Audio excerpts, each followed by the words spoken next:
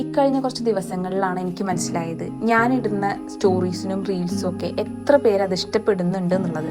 ഫോണില്ലാണ്ട് ജീവിക്കാൻ പറ്റൂല എന്ന് വിചാരിച്ചിരുന്ന ഞാൻ ഈ കുറച്ച് നാളുകളായിട്ട് ഞാൻ ഏറ്റവും കൂടുതൽ ഇഷ്ടത്തോടെ ചെയ്തിരുന്നതാണ് വീഡിയോ എടുക്കലും അത് എഡിറ്റ് ചെയ്ത് റീൽസ് ആക്കലും. ഇതിനെല്ലാം അത്യാവശ്യം ഒരു വലിയ ഗ്യാപ്പ് വന്നപ്പോൾ എനിക്ക് പോലും അറിയാത്ത റീൽസിലൂടെ മാത്രം എന്നെ പരിചയമുള്ള കുറേ പേര് എനിക്ക് എന്താ പറ്റിയത്, എന്താ ഇപ്പോൾ സ്റ്റോറി ഒന്നും കാണാത്തേ എന്നൊക്കെ ചോദിച്ച് എന്നെ കുറിച്ച് തിരക്കിയപ്പോൾ ഞാൻ ഭയങ്കര ഹാപ്പിയായി. പക്ഷെ അതിന് ഹാപ്പിനെസ് എന്ന് പറയുന്നതിനേറെ അത് ശരിക്കും ഒരു റിയലൈസേഷൻ അല്ലേ? ഒന്ന് ആലോചിച്ച് നോക്കിയാൽ അതൊരു റിയലൈസേഷൻ തന്നെയാണ്. ഞാൻ ക്ലോസ് ആയിട്ട് കണ്ടിരുന്ന പലരും എന്നെ ക്ലോസ് ആയിട്ടല്ല കണ്ടത് എന്നൊരു റിയലൈസേഷൻ. വർഷങ്ങളോളായിട്ട് ഇൻസ്റ്റഗ്രാമിൽ സ്റ്റോറിയോ പോസ്റ്റോ ഇട്ടുകൊണ്ടിരുന്ന ഞാൻ പെട്ടെന്ന് കുറച്ചു കാലം അതൊന്ന് മാറി നിൽക്കേണ്ടി വന്നപ്പോൾ എൻ്റെ ആ ഒരു ഗ്യാപ്പ് മനസ്സിലാക്കിയതും ചോദിച്ചതും ഞാൻ അറിയുന്നവരോ അല്ലെങ്കിൽ ഞാൻ അത്ര കണക്ട് ആയിട്ടുള്ളവരോ അല്ലായിരുന്നു. അല്ലെങ്കിൽ ചിലപ്പോൾ അവർ വിചാരിച്ചു കാണും, ഓ ഇനിയിപ്പോൾ അവളുടെ ഇൻസ്റ്റഗ്രാം റീൽസും പോസ്റ്റോ ഒന്നും കാണണ്ടല്ലോ എന്ന്. അതെന്തോ ആവട്ടെ, നാസർ ഈസ് റിയൽ എന്ന് പറയുന്നത് കേട്ടിട്ടുണ്ടെന്നുള്ളൂ. അത് ശരിക്കും റിയൽ ആണെന്ന് ഈ ഒരു 2026 ഞങ്ങൾക്ക് കാണിച്ചു തന്നു.